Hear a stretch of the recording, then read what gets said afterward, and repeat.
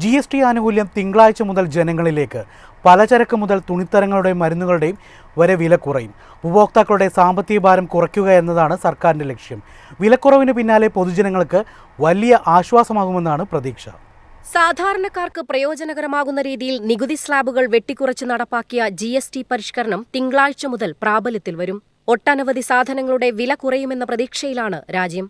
5%, 12%, 18%, 28% എന്നിങ്ങനെയുള്ള 4 GST നികുതി സ്ലാബുകൾ 5%, 18% എന്നിങ്ങനെ രണ്ടായി കുറയ്ക്കാനുള്ള നിർണായക കേന്ദ്ര ശുപാർശ GST കൗൺസിൽ യോഗം അംഗീകരിച്ചതോടെയാണ് പരിഷ്കരണത്തിന് വഴി തുറന്നത്. നിലവിൽ 12%, 28% എന്നീ നിരക്കുകൾ ബാധകമായിരുന്ന ഒട്ടേറെ ഉൽപ്പന്നങ്ങളുടെയും സേവനങ്ങളുടെയും നികുതി യഥാക്രമം 5%, 18% എന്നീ സ്ലാബുകളിലേക്ക് കുറയ്ക്കുകയോ പൂർണ്ണമായി ഒഴിവാക്കുകയോ ചെയ്തിട്ടുണ്ട്. വ്യക്തിഗത ആരോഗ്യ ലൈഫ് ഇൻഷുറൻസ് പ്രീമിയത്തിന് ബാധകമായ 18% നികുതി ഒഴിവാക്കണമെന്ന ദീർഘകാല ആവശ്യം അംഗീകരിച്ചതാണ് ഇതിൽ പ്രധാനം. പലചരക്ക്, വളം, പാദരക്ഷ, തുണിത്തരങ്ങൾ തുടങ്ങി നിരവധി സാധനങ്ങളുടെയും സേവനങ്ങളുടെയും വില കൂടുതൽ താങ്ങാനാവുന്നതിലേക്ക് മാറാൻ പോവുകയാണ്. നേരത്തെ 12%, 28% നികുതി ചുമത്തിയിരുന്ന ഇനങ്ങളിപ്പോൾ മറ്റ് 2 സ്ലാബുകളിലേക്ക് മാറും. ഇത് വൈവിധ്യമാർന്ന ഉൽപ്പന്നങ്ങളുടെ വില കുറയ്ക്കും.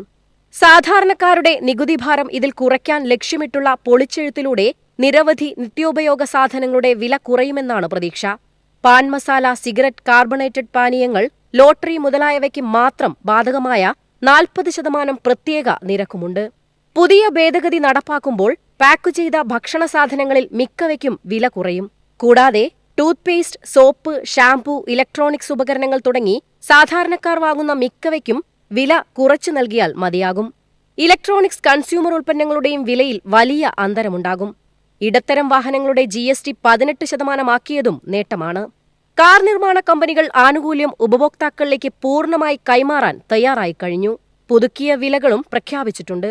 തിങ്കളാഴ്ച മുതൽ വിലയിലുള്ള കുറവ് ഓരോ ഉൽപ്പന്നത്തിലും പ്രദർശിപ്പിക്കും.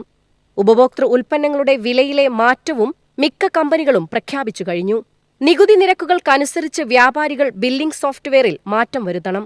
നികുതി മാറ്റുന്ന ഉൽപ്പന്നങ്ങൾ സ്റ്റോക്കുണ്ടെങ്കിൽ അവയുടെ ഞായറാഴ്ചത്തെ ക്ലോസിംഗ് സ്റ്റോക്ക് പ്രത്യേകം രേഖപ്പെടുത്തണം.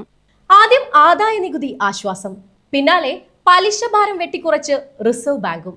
ഇപ്പോഴിതാ നാളെ മുതൽ GSTയിലും ഇളവ് ലഭിക്കുന്നു.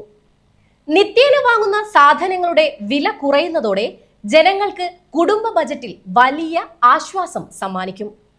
ഇതോടെ ഡിസ്പോസിബിൾ ഇൻകം കൂടാനും സഹായിക്കും. ക്യാമറാമാൻ ബേസിലിനൊപ്പം വിദ്യ, മൈഫിൻ TV, കൊച്ചി.